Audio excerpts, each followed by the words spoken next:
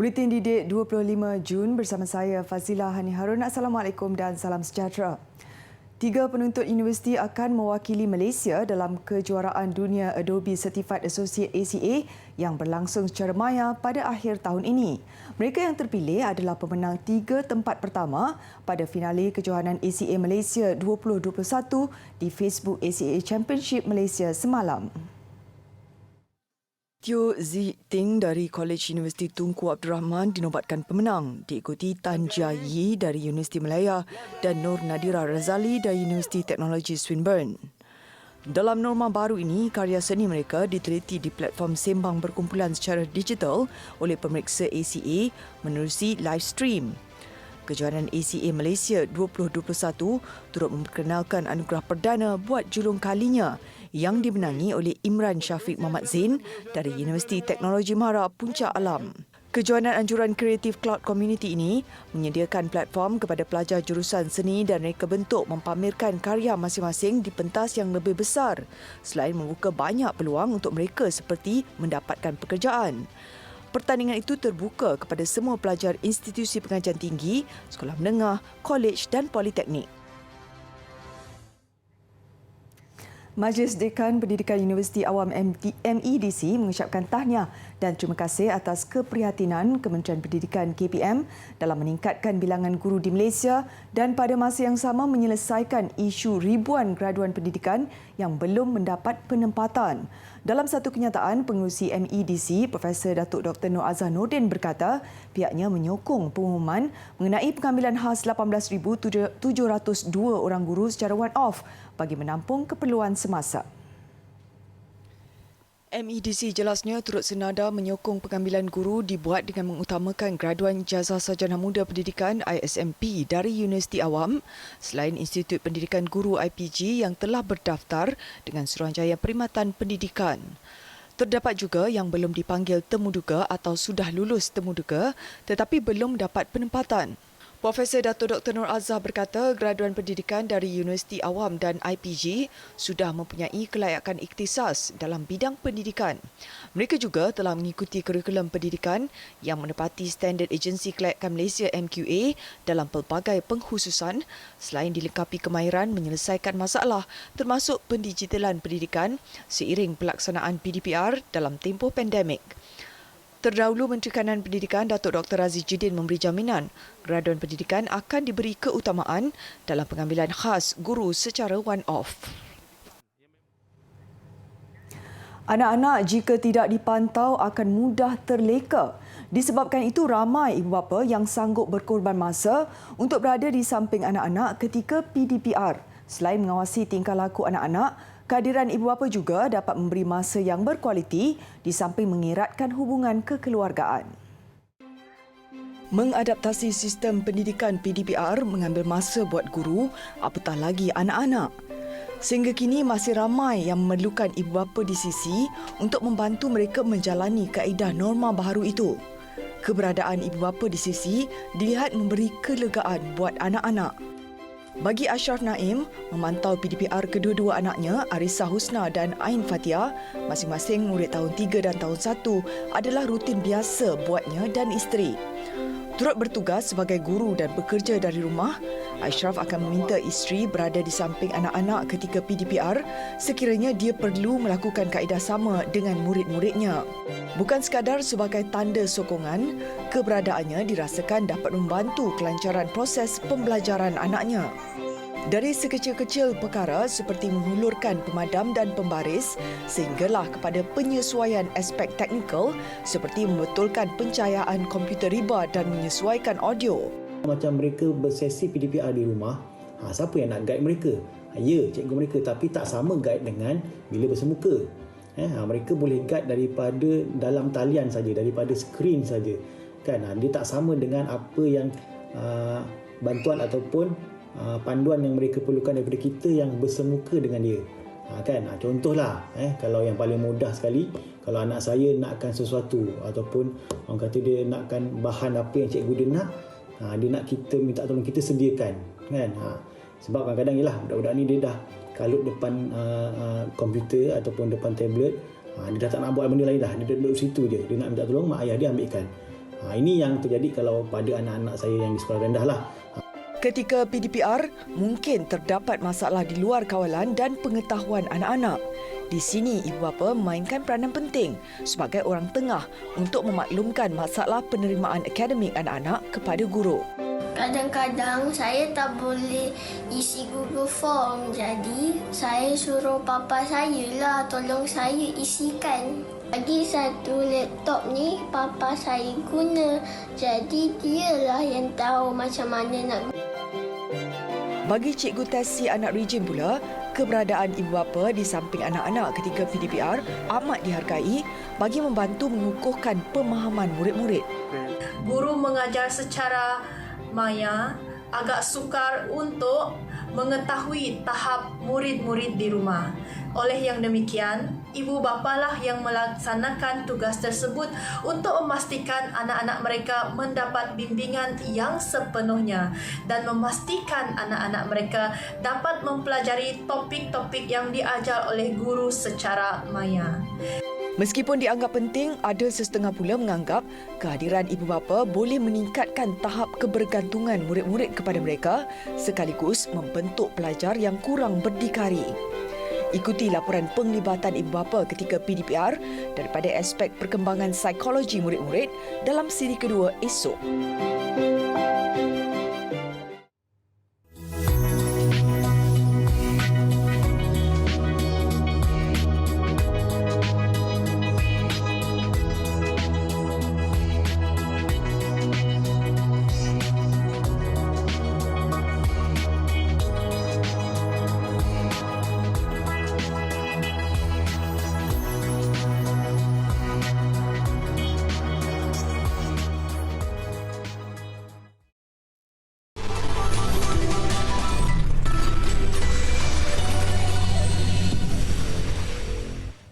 Pilihan kursus kemasukan ke Institut Pengajian Tinggi Awam IPTA untuk pelajar orang kurang upaya OKU diharap dapat diperluaskan lagi. Ia selaras dengan teras strategik 3 iaitu meningkatkan akses OKU kepada pendidikan seperti yang digariskan dalam Pelan Tindakan Orang Upaya PT OKU 2016-2022. Ahli Dewan Negara Senator Datuk Ras Adi Baratzi berkata, lebih banyak kursus pengajian di IPTA perlu ditawarkan kepada pelajar OKU di Malaysia. Ini kerana golongan berkenaan sudah melalui pelbagai cabaran dalam kehidupan untuk berjaya dalam pelajaran sekaligus melanjutkan pengajian ke peringkat lebih tinggi. Kita tidak boleh berkata kepada OKU itu yang mereka tidak boleh belajar ini atau itu. Kita seharusnya beri mereka peluang dan kita tengok dari mana dan bagaimana mereka boleh menangani subjek atau apa yang mereka lakukan.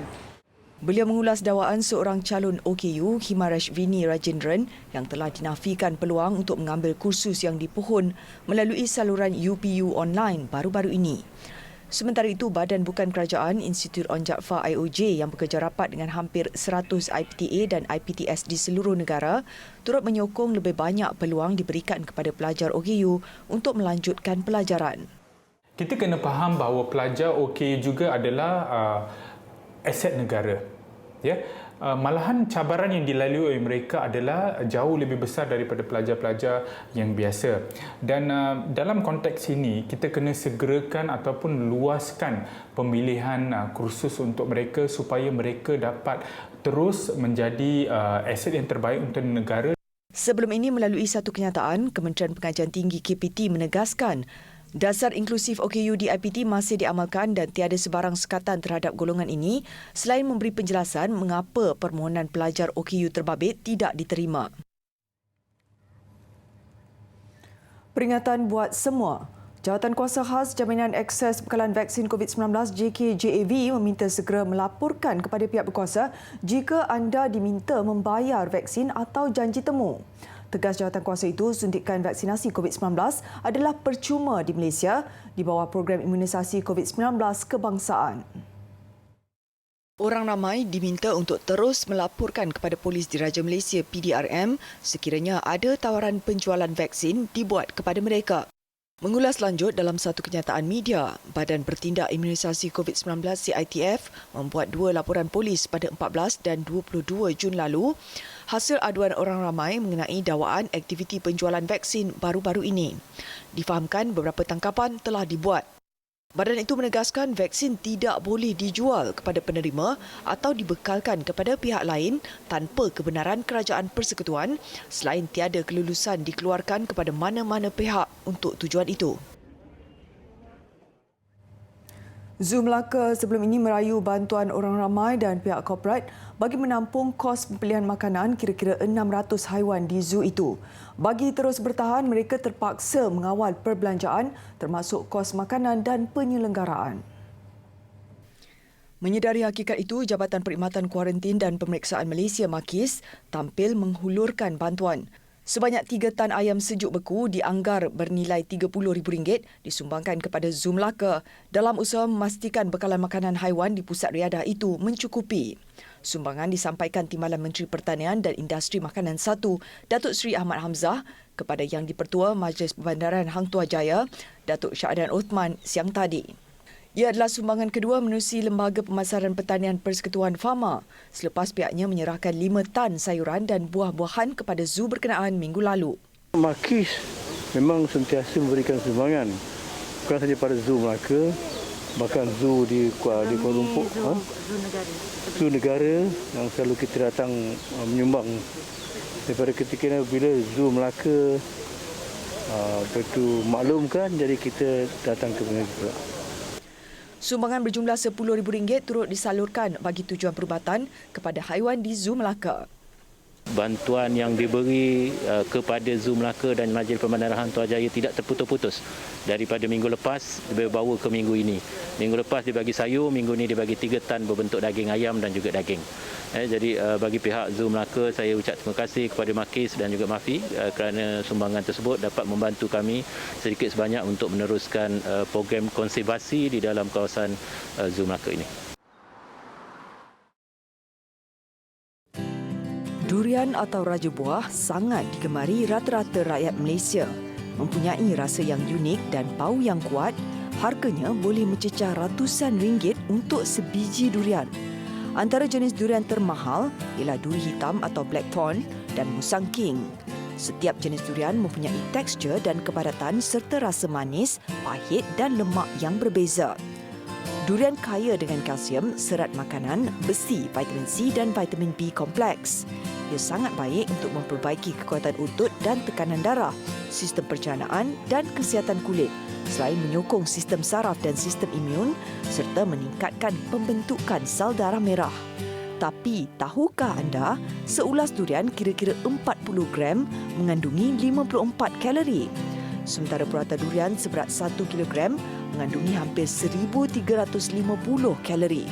Jika anda makan sebiji durian, anda telah mengambil kira-kira 68% daripada jumlah kalori yang diperlukan dalam sehari. Kandungan gula dalam durian juga tinggi. 3 ulas durian boleh mengandungi sehingga 30 gram karbohidrat bersamaan kandungan gula dalam sepinggan nasi putih.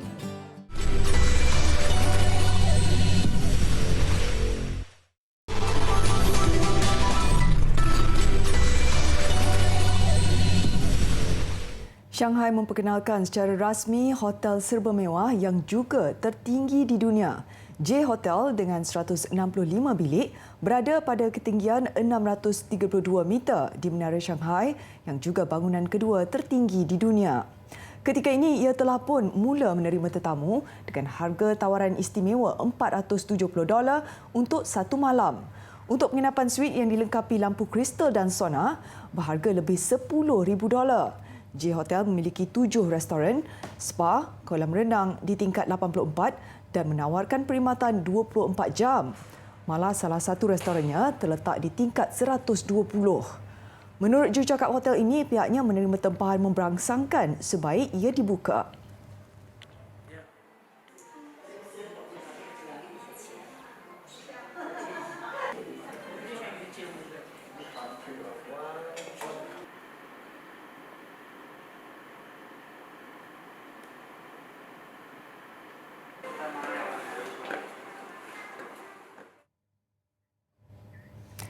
Tahukah anda, Colombia memiliki himpunan pelbagai spesies rama-rama terbesar di dunia?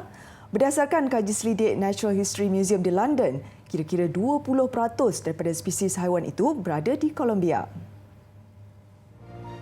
Sebuah pasukan antarabangsa terdiri daripada saintis telah berjaya mendokumentasi lebih 3,600 spesies dan lebih 2,000 subspesies rama-rama terbabit. Malah kurator koleksi itu berkata, lebih 200 spesies kupu-kupu hanya boleh didapati di Colombia. Mereka mengembara ke seluruh negara itu untuk menganalisa lebih 350,000 gambar serta mengkaji setiap data yang dikumpul sejak lewat kurun ke-18. Pasukan ini juga berpendapat perlindungan terhadap rama-rama dalam jangka panjang turut mampu melindungi hutan di negara itu yang semakin terancam. Ini kerana antara tahun 2000 hingga 2009, Colombia kehilangan hampir 2.8 juta hektar hutan iaitu menyamai saiz negara Belgium.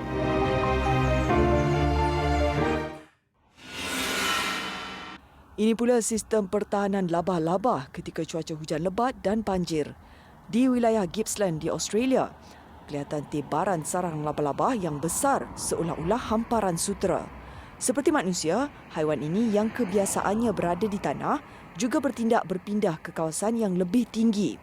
Sutera yang terhasil daripada laba-laba yang biasanya berfungsi sebagai sarang turut digunakan sebagai payung terjun yang mampu membawa haiwan itu dari satu lokasi ke lokasi yang lain.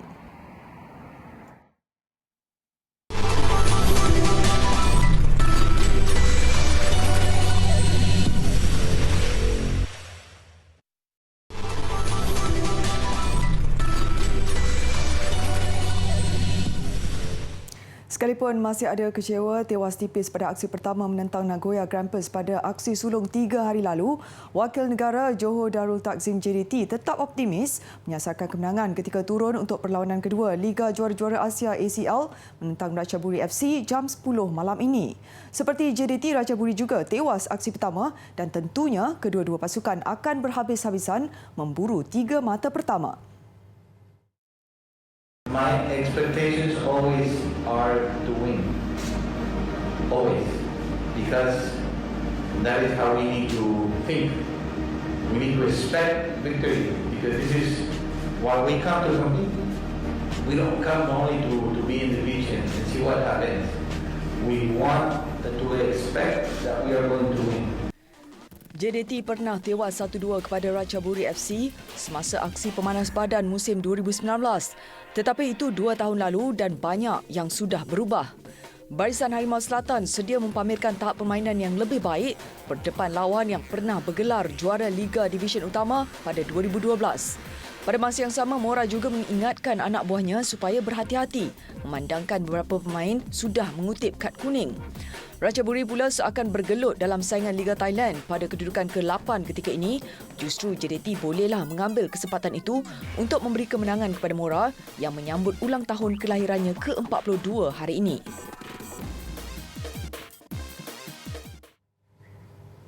Menjelang saingan FIFA E-Nations Cup di Copenhagen, Denmark, Ogos nanti, skuad E Rimau negara yang diwarisi Lukman Haziq Hajiman dan Ahmad Akmal Abdul Rafil gah melakar kemenangan mutlak pada aksi persahabatan menentang Jepun. Malaysia berjaya menguasai ketiga-tiga perlawanan menerusi permainan yang menggunakan format 2 versus 2. Jepun yang turut dibarisi juara Asia Timur J bergandingan dengan Agu pada perlawanan pertama menentang skuad E Rimau, Lukman Haziq Hajiman dan Ahmad Akmal Abdul Rafil. Garingan Lukman Akmal nyata tampak serasi menerusi kemenangan 5-3 selepas pertarungan diheret ke masa tambahan. Perlawanan kedua, gandingan berbeza diturunkan Jepun iaitu Agu dan Web Nasri. Namun Lukman dan Akmal berjaya mengekalkan rentak kemenangan menerusi keputusan 4-3. Jepun jelas mencuba semua kombinasi pemain dengan perlawanan terakhir. J pula bermain bersama Web Nasri. Bagaimanapun, keserasian Lukman dan Akmal makin memuncak dengan dominasi penuh disajikan skuad E Rimau sebelum melengkapkan kemenangan ketiga dengan keputusan 3-0. Dan pastinya kemenangan ini menambahkan lagi keyakinan Malaysia menjelang saingan FIFA E-Nations Cup yang akan berlangsung di Copenhagen, Denmark, Ogos nanti. Paparan hasil seni dua artis Hong Kong mengakhiri buletin didik malam ini. Mereka menterjemahkan Hong Kong dalam bentuk model miniatur dalam usaha meraihkan seni bina lampau kota metropolitan itu.